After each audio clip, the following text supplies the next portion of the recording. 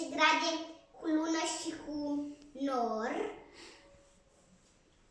Vineri o să fie soare cu nor alb și seara vineri o să fie 0 grade cu lună și cu 0 grade și cu un nor alb.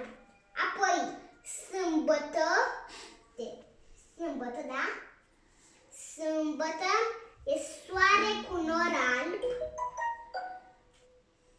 și sâmbătă noapte este luna cu nor alb și 0 grade. De duminică este nor cu ploaie. E soare cu ploaie și cu nor. Bine, Matei, mulțumesc!